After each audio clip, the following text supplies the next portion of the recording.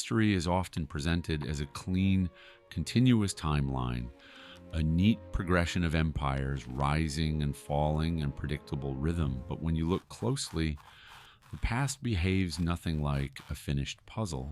It's more like a scattered collection of fragments, chipped and faded, with entire pieces missing, and others that seem carved from a completely different picture. Archaeologists do their best to assemble meaning from what survives, yet some discoveries stubbornly refuse to fit into any accepted pattern.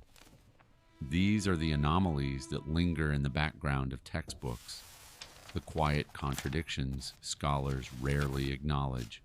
And it's in these gaps, these stubborn, unanswered questions, that a strange, unsettled energy takes shape, whispering that the story we've built might be incomplete. Science was supposed to bring clarity to the past, yet some mysteries grow more tangled the closer we examine them. Carbon dating narrows timelines, but sometimes contradicts established histories. Ground-penetrating radar reveals structures where no civilization was supposed to exist. DNA analysis uncovers migrations no textbook ever mentioned.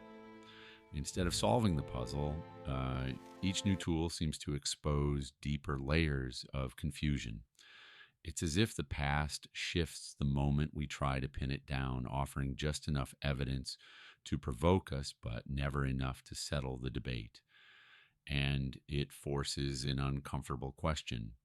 What if these contradictions aren't errors in our method, but signs that we're missing something fundamental, something our current understanding of history simply can't explain? For centuries, scholars treated ancient legends as nothing more than imaginative stories, cultural myths meant to entertain or warn. Yet time and again, archaeology has forced a revision of that certainty. Troy was once a fictional city from epic poetry until its ruins emerged from the soil.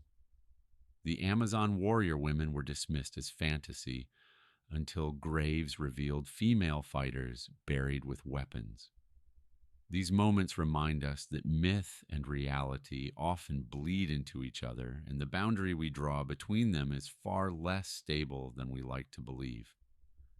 If some legends turned out to be true, how many others contain fragments of forgotten history, truths we aren't yet willing or perhaps ready to understand?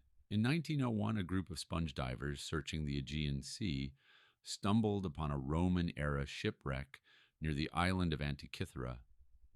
The wreck was filled with statues, pottery, and jewelry, but one diver dragged up something far less glamorous, an unassuming lump of corroded bronze and wood. No one on the salvage team realized they were holding an object that would rewrite technological history.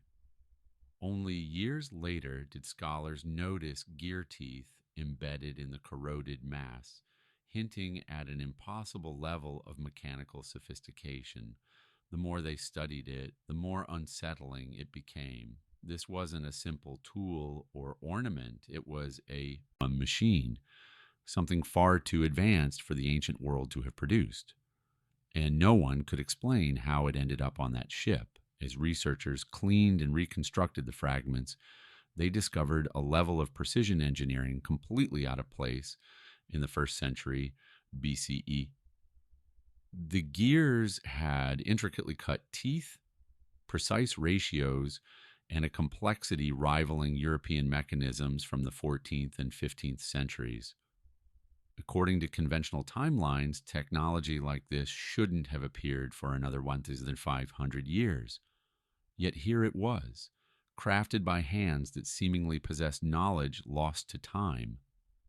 The device could track lunar cycles, predict eclipses, and model celestial movements with astonishing accuracy. It raised an unsettling question. Who taught the ancient Greeks this level of engineering? If such knowledge truly existed in their era, then history has forgotten an entire chapter of innovation, one that challenges everything we thought we knew. Decades later, modern imaging finally pierced the device's corroded shell, revealing a hidden universe of inscriptions and calculations packed into every inch of its frame. CT scans uncovered more than 30 interlocking gears arranged in a system so advanced it seemed almost modern. The inscriptions referenced astronomical cycles and complex mathematical models scholars never associated with ancient engineers. Even more unsettling, parts of the mechanism hinted at design principles far ahead of its time, suggesting the creators understood celestial mechanics with a sophistication bordering on the uncanny. Yet no other device like it has ever been found. Scans answered some questions, but birthed even more. Where did this knowledge originate, and why did it vanish so completely from the historical record? Technological leaps rarely appear suddenly. They evolve through trial, error, and countless prototypes. But the Antikythera mechanism defies that pattern.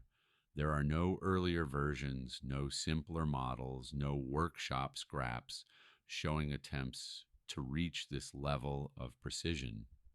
It emerges fully formed, as if from nowhere, with no technological ancestry to explain its existence. If such a device truly functioned in antiquity, then an entire lineage of Greek engineering has vanished without a trace. Historians struggle with this gap because it undermines the very structure of technological evolution. How can there be a masterpiece with no drafts, a breakthrough with no predecessors?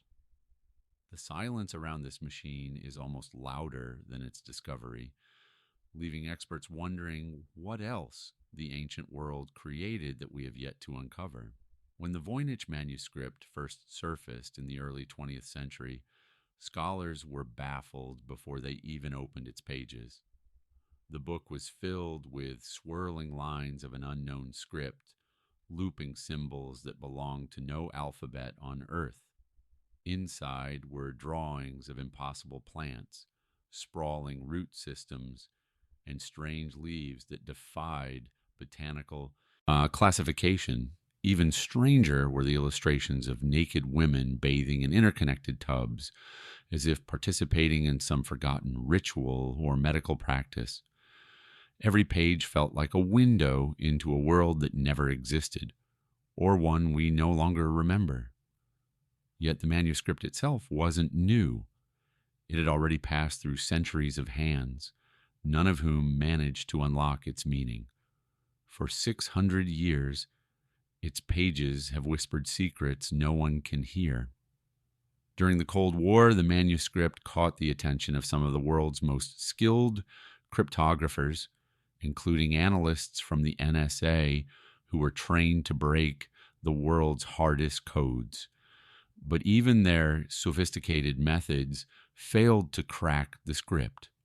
Later, linguists, mathematicians, and historians all took their turns, applying every tool available: frequency analysis, pattern recognition, and statistical modeling. Nothing made sense. In recent years, AI models and machine learning algorithms were unleashed on the text, searching for structure or hidden language patterns. The results were the same: confusion, dead ends, and contradictions. It is rare for every level of technology, from human intelligence to artificial, to fail so completely. It raises a chilling possibility. Perhaps the manuscript's language was never meant for human comprehension at all. The plants sketched throughout the manuscript are among its most haunting elements. First glance, they seem familiar, with recognizable stems and petals. But the longer scholars study them, the more unsettling they become. None of the species match anything cataloged in real-world botany. Some appear to be composites, half from known plants, half from imagination, while others look as though they came from ecosystems no longer found on Earth. Did the illustrator attempt to record lost flora? Were these symbolic drawings from a vanished medical tradition, or was the artist looking at plants that once existed in a world now erased by time? Each illustration deepens the mystery, suggesting the manuscript's origin lies somewhere far beyond ordinary historical explanation. Skeptics argue the manuscript might simply be a clever medieval hoax, an elaborate prank meant to impress or deceive. Yet scientific testing complicates that theory. Carbon dating places the parchment firmly in the early 1400s, and chemical analysis shows the ink is consistent with materials from the same era. Creating such a massive fake, over 200 pages of consistent script, diagrams, and structure would have required resources and skills far beyond any known hoaxer of the time. And if it were a mere trick, why make the text so complex that even modern cryptography can't decode it? The deeper researchers investigate, the less satisfying the hoax explanation becomes.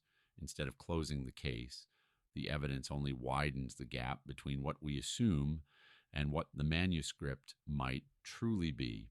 In 1513, an Ottoman admiral named Piri Reis compiled a world map that should not, by any stretch of known history, exist.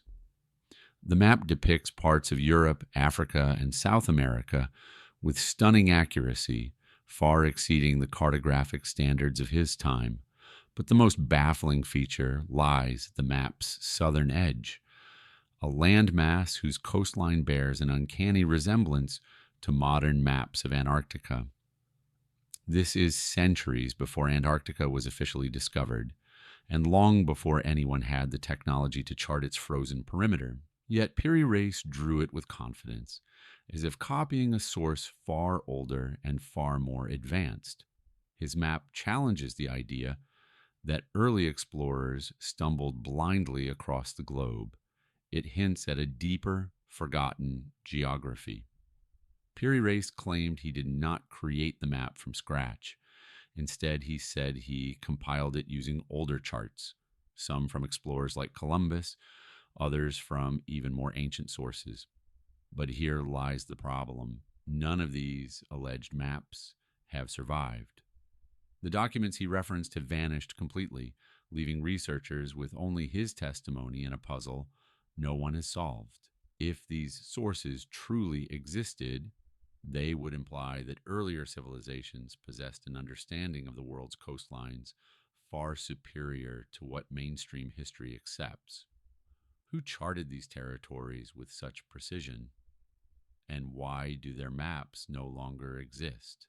The absence of these supposed sources feels intentional, as if a foundational part of global history has been quietly erased. One of the most controversial claims surrounding the Piri Reis Map is that its depiction of Antarctica seems to match the continent's coastline before it was covered in ice. Some researchers suggest that the shoreline shown aligns more closely with seismic readings of Antarctica's subglacial landmass, not its modern frozen boundary. If that interpretation holds even a grain of truth, it implies the map draws from knowledge dating back thousands of years, perhaps to a time when Antarctica was warmer and partially ice-free. Academic institutions largely dismiss this idea as fringe speculation, yet the resemblance is difficult to ignore. It sparks an unnerving possibility. Someone, long before recorded history, might have witnessed a version of the world we've never known.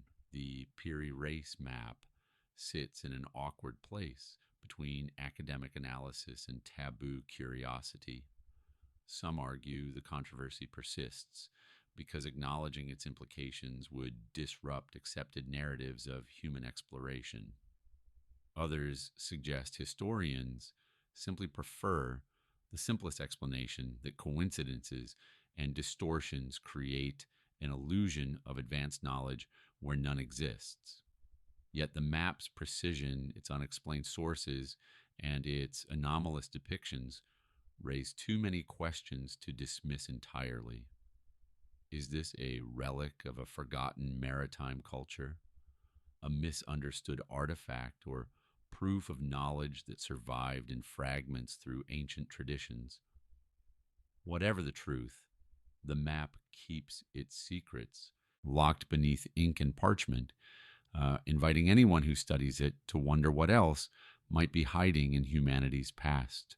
When archaeologists uncovered Göbekli Tepe in the 1990s, it shattered one of the most comfortable assumptions about humanity's past. The site, perched on a hill in southeastern Turkey, predates writing, agriculture, pottery, and metal tools, yet it boasts massive stone pillars arranged in circular enclosures with intricate reliefs.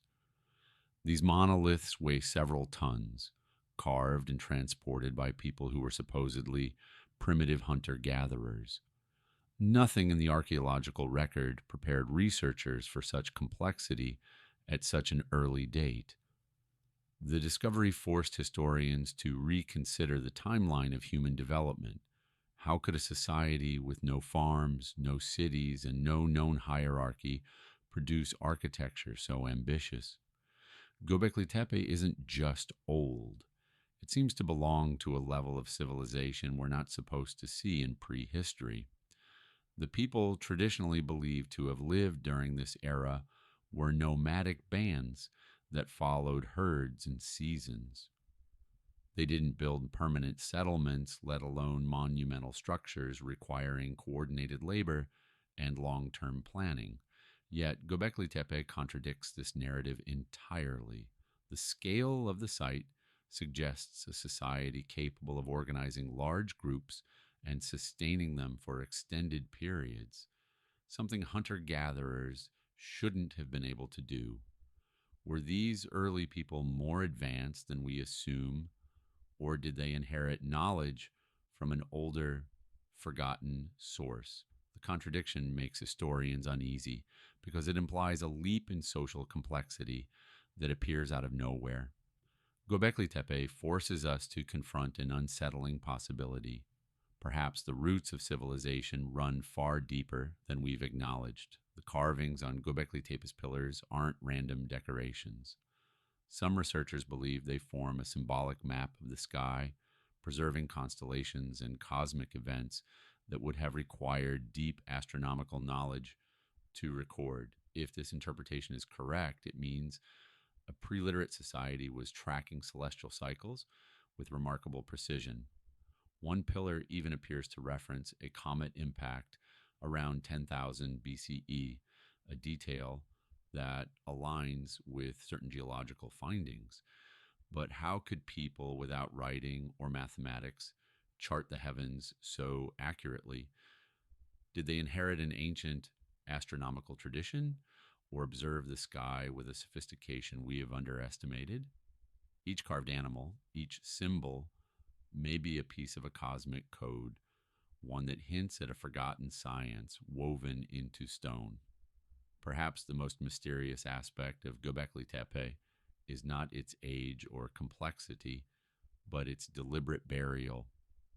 At some point in antiquity, the entire site was intentionally filled in with stone and debris, preserved as if sealed in a time capsule. No one knows who ordered this massive undertaking or why. Was it a ritual closure, marking the end of an era, an attempt to protect sacred knowledge, or was something buried that the builders didn't want future generations to see? The intentional entombment raises more questions than answers, leaving us with the eerie sense that the people who created Göbekli Tepe understood something profound, something they believed needed to be hidden. And whatever that reason was, it still echoes silently beneath the earth. In 1587, 115 English settlers arrived on Roanoke Island with hopes of building a new life on the edge of the unknown world. They constructed homes, planted crops, and prepared for the harsh reality of life in the new world. But when the colony's governor, John White, returned 3 years later after a delayed supply run, he found Roanoke completely abandoned. The houses had been dismantled, valuables left behind, and no human remains were discovered. It was as if the colony had evaporated into the surrounding wilderness. No bodies, no signs of struggle, no evidence of disease or flight. The silence was chilling. What happened to the settlers remains one of America's oldest unsolved mysteries. An entire community erased without leaving a single survivor. The only hint left behind was a single word carved into a wooden post, Croatoan. It offered no explanation, only provocation. The term referred to a nearby island and the indigenous people who lived there, but nothing about the message suggested whether it was a distress signal, a relocation note, or something more cryptic. John White recognized the word, but couldn't decipher its intent, especially since the agreed-upon distress marker, a carved cross, was missing. So the message became a blank canvas onto which centuries of speculation have been projected. Was it a clue left in desperation, a simple relocation note, or a symbolic word chosen for reasons we still can't decode? The ambiguity keeps the mystery alive, taunting every attempt to interpret it. Over the centuries, archaeologists have combed Roanoke and nearby islands in search of definitive answers. They've found pottery shards, tools, and remnants of English equipment that suggest the settlers moved inland or integrated with indigenous groups. Yet none of the discoveries form a complete picture. Every promising artifact leads to new uncertainties. Objects appear far from expected locations, dating results contradict each other, and settlement patterns refuse to align with known accounts. Instead of revealing what happened, each excavation opens another layer of confusion. It's as though the archaeological record itself is fragmented, mirroring the colony's disappearance. For every answer that seems within reach, two more questions emerge, leaving Roanoke suspended in a state of perpetual uncertainty. The most accepted theory is that the settlers assimilated peacefully with nearby indigenous tribes, merging into their communities and leaving Roanoke behind. Some historians cite oral traditions hinting at light-skinned individuals appearing in tribal histories. Others consider harsher possibilities: famine, disease, hostile conflict, or forced relocation. Then there are theories academics rarely discuss openly: suggestions of supernatural events, mass disappearances, or encounters lost to time. None have been proven, and perhaps that uncertainty is what keeps the story alive. The colonist's fate sits at the intersection of possibility and imagination, a space where the line between fact and speculation blurs. Whatever happened on Roanoke Island, the truth has been swallowed by the landscape, leaving only whispers of lives erased without explanation. On June 30th, 1908, the remote Siberian wilderness witnessed an event so violent it seemed ripped from myth. At dawn, a blinding flash tore across the sky, followed by a shock wave that traveled for hundreds of miles. Moments later, an explosion above the forest flattened 800 square miles of trees, an area larger than the entire city of London. Witnesses miles away were knocked off their feet and windows shattered in distant villages. Yet when scientists finally reached the site years later, they found something strange. No crater, no impact point, no meteor fragments. Everything had been crushed outward in a radial blast, but the source had vanished. It was as if a celestial bomb had detonated in midair, leaving only silence behind. In the century since the Tunguska event, experts have proposed countless theories, Yet each breaks down under scrutiny. The most popular idea is that a meteor exploded before hitting the ground, but no debris was ever found. Others argue it was a comet made of ice, which evaporated before impact, though that doesn't explain the asymmetric blast pattern. More unconventional theories involve antimatter, black holes, or unknown cosmic phenomena, but none produce models that perfectly match the evidence. Every attempt to reconstruct the event ends with contradictions. If it was simply a falling object, why didn't it leave behind any trace? And if it wasn't, what kind of force has the power to level a forest without leaving a fingerprint? For those who lived through it, the Tunguska explosion wasn't just loud, it was otherworldly. Eyewitnesses described the sky glowing in shades of blue and green, as if dawn had suddenly arrived hours early. Some spoke of a column of blue fire streaking across the heavens, while others reported a pulsating light that seemed to ripple like a living thing. Villagers hundreds of miles away said the night sky remained bright long after the explosion, allowing them to read newspapers outdoors at midnight. These accounts don't match any known natural phenomenon, leaving researchers to wonder whether the event involved atmospheric chemistry we still don't understand, or something entirely outside conventional science. Even with the power of modern supercomputers, scientists have yet to simulate an event that perfectly mirrors Tunguska. Every model falls short. Too much debris, too little airburst, incorrect shockwave distribution. Something about the explosion defies replication, as if we're missing a crucial variable. The more researchers study it, the more the mystery grows. 100 years of theories, calculations, and expeditions have brought us no closer to a definitive answer. Tunguska remains suspended between explanation and enigma, a reminder that even in an age of advanced science, the universe still holds events we cannot decode. And the most unsettling part, whatever caused Tunguska could happen again, with just as little warning and just as few answers. Among the most perplexing artifacts of the ancient world is the Sumerian king list, a cuneiform tablet that calmly records the reigns of ancient rulers, some said to have ruled for thousands of years. Names stretch down the tablet with reign lengths that defy biological possibility. 18,000 years, 43,000 years, even longer. Scholars typically dismiss these numbers as symbolic or mythological exaggerations. Yet the document is presented in the sober tone of a historical record, not a legend.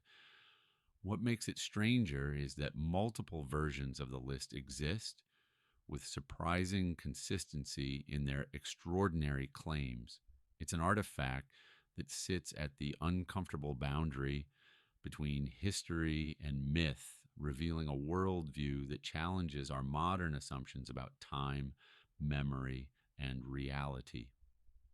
Some researchers believe the King List captures distorted memories of an era predating known civilization, perhaps remnants of a lost culture whose achievements were later mythologized. If so, the exaggerated reigns might represent dynasties, eras, or entire civilizations compressed into single names. Others suggest the list hints at a forgotten period when humanity was organized in ways we no longer understand, governed by systems or beings that history has erased. These interpretations are speculative, yet they arise because the document refuses to fit neatly into any established framework. If the King List is a myth, why does it mimic historical language so precisely? And if it preserves genuine memory, what kind of world existed before the dawn of recorded history? One of the most striking features of the King List is its division of history into two eras, before and after a great flood. The tablet describes how the kings of immense longevity ruled before the deluge, after which the lengths of reigns suddenly become more realistic. This mirrors flood narratives found in dozens of ancient cultures, from Mesopotamia to India to the Americas. The consistency is eerie. Cultures separated by continents all remember a catastrophic flood that reset humanity, whether symbolic or literal. This global memory suggests an event significant enough to imprint itself across civilizations. Why does the king list align so closely with these stories? And why do so many cultures share echoes of the same ancient trauma? Fringe interpretations push the boundaries even further, proposing that the kings of impossible longevity might not have been human in the way we understand the term. Some suggest they represent deities, demigods, or beings with lifespans beyond mortal limits. Others theorize they symbolize knowledge bearers who guided early humanity before fading into legend.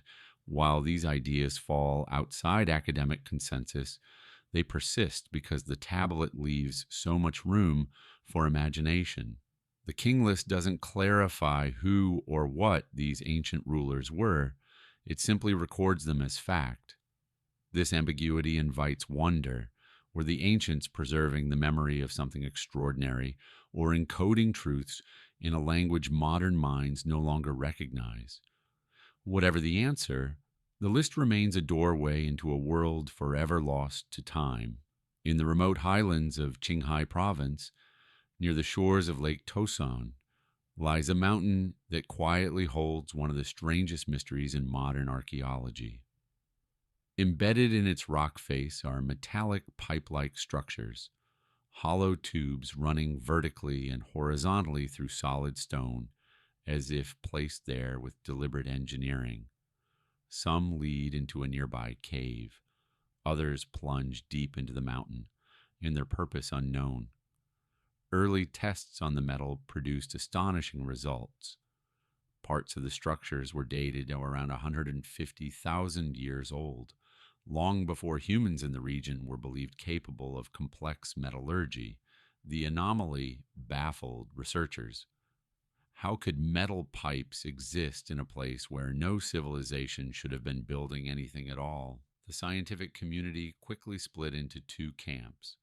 Some geologists argue that the pipes are naturally formed, mineralized remnants of ancient tree roots transformed over millennia into iron-rich deposits, but this explanation struggles against the pipe's geometry.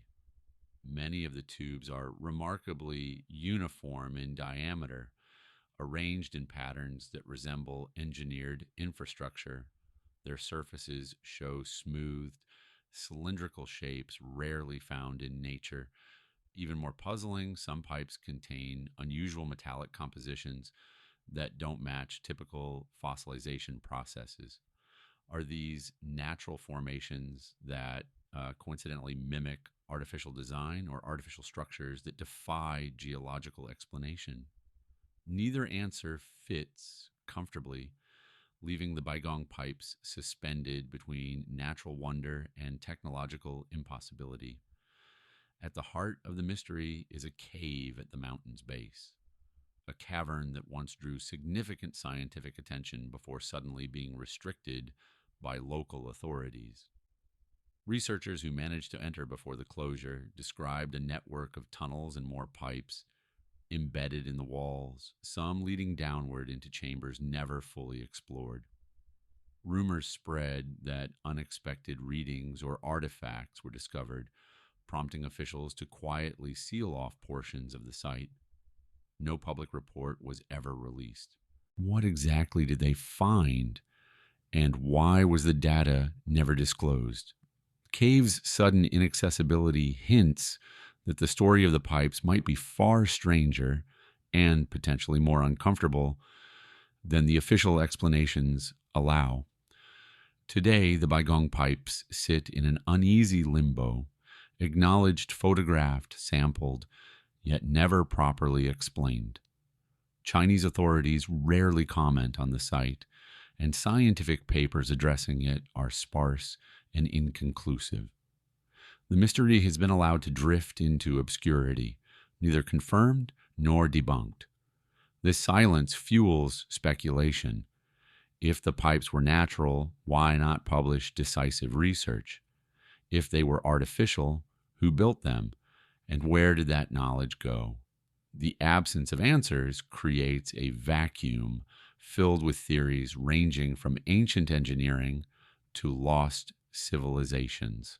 Whether misunderstood geology or evidence of something far older than recorded history, the Baigong Pipes remain one of those rare mysteries modern institutions seem hesitant to confront directly.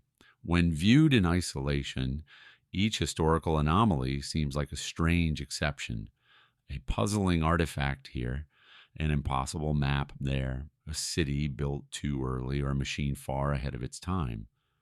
But when you place them side by side, a pattern begins to emerge. Across continents and eras, we find signs of knowledge that shouldn't exist, craftsmanship that arrives too soon, and stories that echo across cultures separated by oceans. These puzzles point not to random coincidences, but to gaps in our understanding of early humanity. Instead of a smooth rise from primitive tribes to advanced societies, the evidence hints at something more jagged, interrupted, or forgotten. The mysteries whisper that our timeline may be far less complete than we believe. If so many artifacts break the rules of their time, perhaps the rules themselves are wrong. Some researchers and theorists suggest that humanity may have lived through a chapter wiped clean from the record, a period of knowledge, exploration, or catastrophe erased by time, disaster, or deliberate forgetting. Imagine a world where ancient civilizations reached heights we cannot fathom, only to vanish, leaving faint fingerprints behind. Or imagine an event so transforming that memories of earlier eras survived only as myth and legend. The more we study these anomalies, the more they seem to point backward into a darkness we cannot see.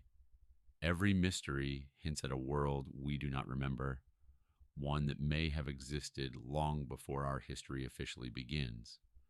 Yet, despite the frustration of unanswered questions, we return to these mysteries again and again.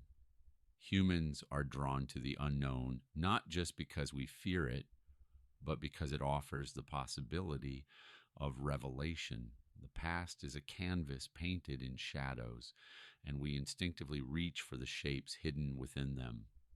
Whether we are archaeologists, dreamers, scientists, or skeptics, we share the same impulse to push beyond the edges of understanding.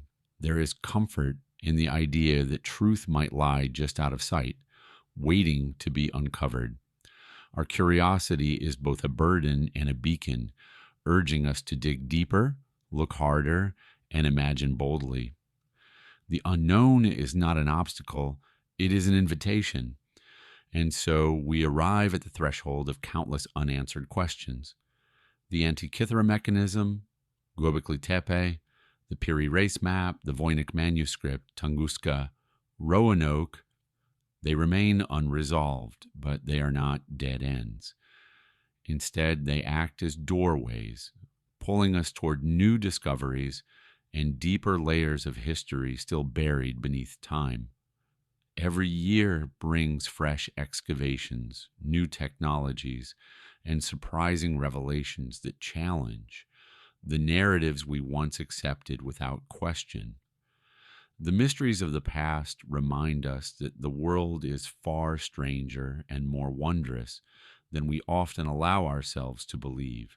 As long as evidence continues to surface and curiosity continues to thrive, the search will never end. The next unanswered riddle may already be waiting in the dark.